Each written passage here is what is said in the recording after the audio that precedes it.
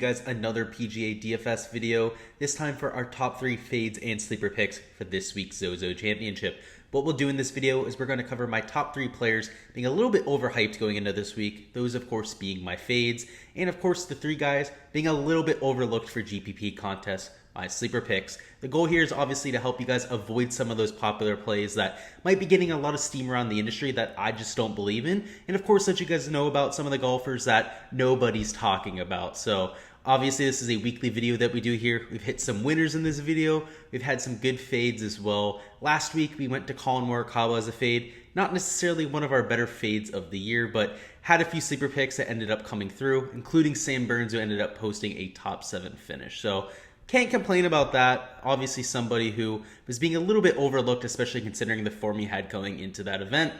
On top of the regular content that we already have on the channel here, we have our core picks up, we have our course breakdown up for Narashino Country Club. We're also going to have our live stream tomorrow morning, so rather than it being in the afternoon, typically it's at 6:30 p.m. That's actually when Lock's going to be. Because we are over in Japan, things are running a little bit differently this week. We'll be doing that live stream at 10 a.m. Eastern time. Go over our player poll, going over ownership, any questions that you guys have in the chat, all that sort of stuff. So until then, make sure you guys stop by. I'm going to put a link in the description so you guys can set a reminder. But without any more delay, let's hop right into the fades here for the Zozo Championship. So starting off our fades at number 3, we have Alex Noren, who was somebody I considered playing at the beginning of the week, but a little bit more of a dive into his stats showed that he's not hitting the ball very well. Lost nearly 4 strokes on approach last week. That was at the CJ Cup. It was also hardly a gainer off the tee. Actually, a part of his game that he typically loses at. So even though the finish didn't look as bad as it really was, Alex Noren, not somebody who's been hitting the ball very well. Again, he's $9,700, so you're expecting a lot more in terms of form from somebody up top. You can see for a course fit, he is a top 25 course fit, but somebody who's priced in the top 10 golfers in the field. So it looks good on paper. Same thing with the recent form fit there. You can see he's the number 17th ranked golfer in the field, which again, for Alex Noren would typically be a good sign. But in this invitational field with much less golfers, in an instance where he's priced nearly $10,000, really looking for a lot more. So he's garnering 11.9% ownership right now, and that's going to be an easy fade for me, as I like a lot of other people in that range a lot more. Number 2, we have Tommy Fleetwood at an even $10,000. Also someone who my modeling is not in love with, even more so than Alex Noren. You can see in terms of a course fit, he's the 38th ranked golfer in the field, so in the bottom half of an already small field, which is not great to see. He's obviously over $10,000. In terms of recent form, even worse. Number 44 in the field, so I don't necessarily understand why Draftkings has him priced here. Obviously, they usually reflect the betting odds, usually follow Vegas in that kind of instance, but Tommy Fleetwood, not somebody who's a massive favorite here or anything like that either. So he's also garnering ownership, 13.6% of lineups owning Fleetwood. So for me, he's a relatively straightforward fade. But at number 1, we are going back to Collin Morikawa, which has burned me time and time again, I will admit. We've gotten it right more than we've been wrong, though. So Collin Morikawa, obviously somebody who's very inconsistent with the putter, and he ends up finding his way under this fades list a lot just because of that. He's very inconsistent. We saw him gain strokes putting last week at the CJ Cup, and I think a lot of that had to do with the fact that he's a member there, right? Somebody who plays that golf course every day, someone who knows these greens, and those greens over there in Vegas were very flat. They were not hard to read. If you knew the greens, you were able to make a ton of putts, especially if you were getting good reads. So at $11,200, he's somebody I'll be fading this week. You can see in terms of a course fit rank, relatively good in terms of his metrics, obviously going to be one of the better players in the field, number 2 in terms of a course fit. But if you take a look at the recent form, and this is also a huge red flag for me, he's only the 32nd ranked golfer, which is not something you'd like to see, especially at 26.1% ownership. But even moreover, just the same thing I said with Alex Noren, these greens here are extremely undulated, and while Alex Noren tends to do well on those greens, I'm more worried about the ball striking with him. Collin Morikawa has struggled mightily on greens that are a little bit complex. I mean, we saw him lose a ton of strokes putting at the Masters.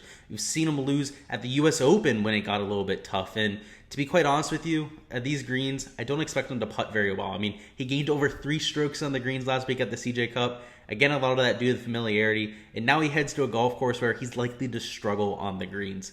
And it's not like he really lit it up with the ball striking. He really carried his game with that putting play. I mean, obviously gained over 4 strokes on approach. That is always going to be what he leans on, but typically closer to 6 or 7 strokes on approach, and typically getting a lot more off the tee. So while he ended up putting up a top 3 finish, obviously finishing a solo second there, I think it was a little bit of fool's gold. So he's going to be a fade for me, especially at this high ownership level. Real quickly before we discuss my sleeper picks for this week, just wanted to remind you guys about my PGA projections page. That is on Patreon, only $1 for the month, where you guys can get access to my projections for every player in this week's field. So not just the people that I'm able to talk about in my short videos here. You get my PGA Tour projections in terms of points on DraftKings. You get their ownership rankings, my custom model rankings, my recent form rankings, and of course, access to the GS Luke community Discord. I'm always answering questions on there. I'm always posting little tidbits of information. And of course, you're able to interact with the rest of the community, which has been on absolute fire of late. You've had 3 people in the Discord have the optimal lineup for a showdown slate on DraftKings in terms of football in the last 3 nights.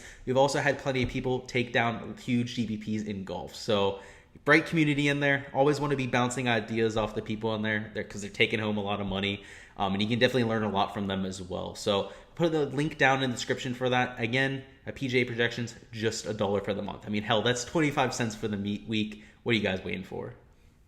And now for our sleeper picks at the Zozo. At number 3, we have Adam Schenk, who is actually somebody who played back here in 2019. A little bit of a surprise. Ended up with a top 25 finish as well. And even though it's an invitational field, Adam Schenk wasn't necessarily somebody we were targeting in fantasy back in 2019. So at a DraftKings price of $8,200, I definitely don't hate that price tag. Even more so, I like how he models, right? He comes in as a top 20 course fit rank, also a top 15 rank in terms of recent form, and at just 8.75% ownership, I think a lot of people are scared off of that price tag, and we're not used to seeing Adam Schenk priced here, but everyone's priced up in this field. I mean, outside maybe the top 4 golfers in this field, it really falls off. We're dealing with a lot of withdrawals. We're dealing with just low talent in general. You know, a lot of people didn't want to make the trip over to Japan with a lot of the travel restrictions. So Adam Schenk, somebody who's a terrific bent grass putter, very good in terms of birdie or better percentage.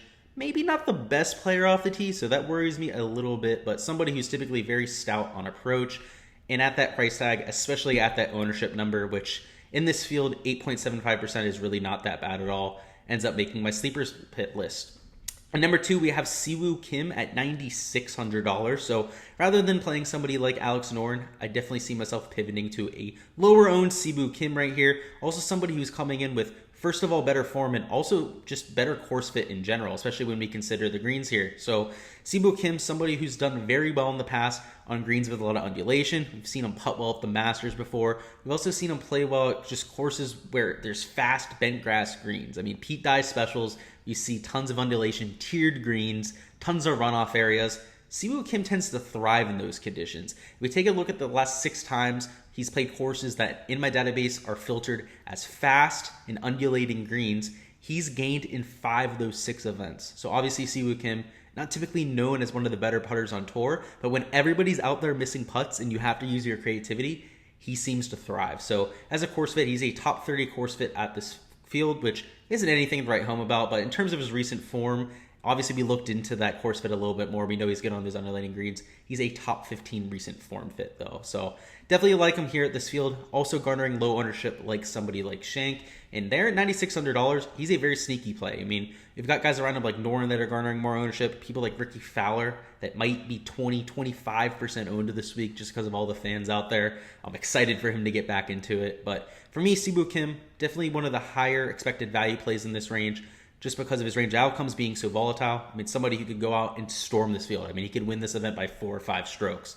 Siwoo Kim is probably only 1 of 2, maybe 3 people in this field capable of doing that. Those obviously being Will Zalatoris, Siwoo Kim, and probably Collin Morikawa. So everyone else in the field pretty much lacking that upside right there. So somebody I'll definitely be going to in GPP formats. There at number 1, we have Will Zalatoris. So somebody who didn't make my core picks video, if I were to have made it right now, probably would have swapped him out for Hideki Matsuyama just because I like the course fit here so much. Also somebody in terms of recent form, not really any holes to poke in his game at all. So comes in at a DraftKings price of $10,200, is my number 3 course fit rank in the field.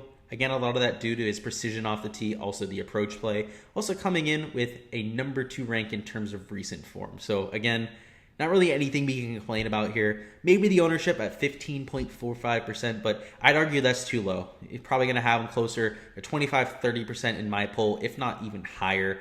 Somebody who grades out very similarly to people like Xander Schauffele, also for Collin Morikawa up top, but coming in with at least 10 to 15% ownership. So again, you're getting a little bit of salary savings. You're also getting ownership reduction and just quite honestly a better course fit. I mean, we've seen Zalatoris, just like Siwoo Kim, thrive at these golf courses with these fast undulating greens. Just think about the Masters, right? Went out there and gained over 6 strokes on the greens. I mean, that was the first time we've seen him in that type of scenario. Also played very well at Winged Foot, where we have some of the most undulated greens in the entire world.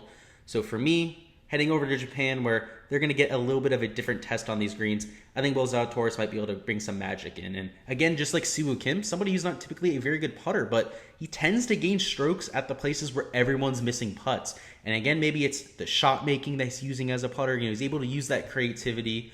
There's just something to be said for these guys that find a way to get the ball in the hole, especially with these huge breakers. So for me, Zalatoris, Siwoo Kim, and Adam Schenk, great sleeper picks here for the Zozo Championship. All I've got for this week's fades and sleeper picks. Go ahead and let me know down in the comments who you've got, first of all, as your biggest fade for this week, and of course, your favorite sleeper pick. I mean, for me, we know we're fading Collin Morikawa, and we know that Zalatoris is probably my favorite sleeper pay of the slate. Also really like Siwoo Kim. I'll say he's like a 1B to Zalatoris is 1A, that kind of thing. But go ahead and let me know down in the comments. Would love to hear what you guys got for me. As always, really appreciate the support here on the channel. Appreciate you coming by and watching the video. If you guys haven't already liked the video, if you haven't already subscribed to the channel, make sure you guys go ahead and do so. Make sure you don't miss any of the content I'm posting. Obviously, got tons of PGA Tour content coming out. We got some NFL content, whether it's for Showdown or the main slate. Some NBA content coming out soon. Haven't really been doing that here on the channel, but NBA is one of my favorite sports to cover. I'm very good at it in terms of DFS. In terms of just executing and building lineups there, definitely what I'm at least most familiar with. So looking forward to getting that out to you guys. And until then, good luck with all of your lineups for this week. I'll remind you guys, we do have that live stream tomorrow morning that is going to be at 10 a.m. Eastern time. Again, covering our player pool for the Zozo, ownership, any questions that you have. So make sure to prepare those. So you can see you guys then. And again, good luck.